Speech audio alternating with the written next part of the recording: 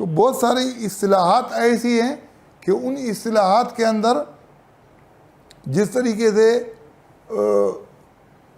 اب مذہبی سٹار ہیں، تقی عثمانی بھی ایک ستارہ ہے، طارق جمیل بھی ایک ستارہ ہے، جیسے فلمی سٹار ہوتے ہیں نا، مذہبی سٹار ہیں، یہ اصطلاحات یہ ہر زبان کے اندر استعمال ہوتے ہیں. تو قرآن کے اندر بھی ان اصطلاحات کا بہت اچھے انداز کے اندر ذکر کیا گیا ہے. اس کو میں انشاءاللہ پھر کسی اور وقت کے اندر اچھے انداز کے اندر واضح کرنے کی کوشش کروں گا. واضح کرنے کی کوشش نہیں بلکہ قرآن کے اندر جیسا لکھا ہے جو کہ تو جو ہے نا، میں اس کو آپ کے سامنے پیش کروں گا. اور اس کے اندر جو سب سے بڑی بات ہے، ایک ہارون یحییٰ کے نام سے ایک بہت مشہور مصنف ہے جس کی پوری دنیا کے اندر بڑے پیمانے پر کتابیں چلتی ہیں.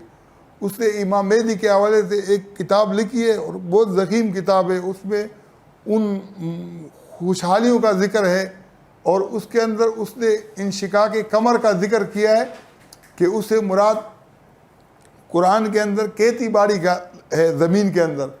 تو اس نے کہا کہ یہ جو 1969 کے اندر امریکہ کا خلائی جہاز جو ہے نا وہ چاند پہ پہنچا، پھر واپس آ کے انہوں نے اس کے اوپر تجربات کیے کہ اس کی مٹی سے جو ہے نا کیا کیا پیدا ہو سکتا ہے.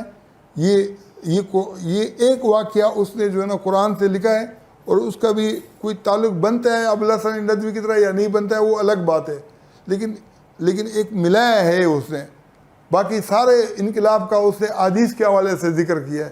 لیکن میں یہ کہہ رہا ہوں کہ الحمدللہ قرآن کے اندر اس انقلاب کا ذکر بہت تفصیل کے ساتھ اور بہت وضاحت کے ساتھ موجود ہے. اور اس میں جو مکذبین ہیں ان کا بھی ذکر ہے، جو مصدقین ہیں ان کا بھی ذکر ہے. جیسے سورہ واقعہ کے اندر 3 طرح کے لوگوں کا ذکر ہے. ایک مقربین ہیں، ثلۃ من الاولین و قلیل من الاخرین. ایک اصحاب الیمین ہے یا اصحاب المیمنہ ہے، ایک اصحاب الشمال یا اصحاب المشأمہ ہیں.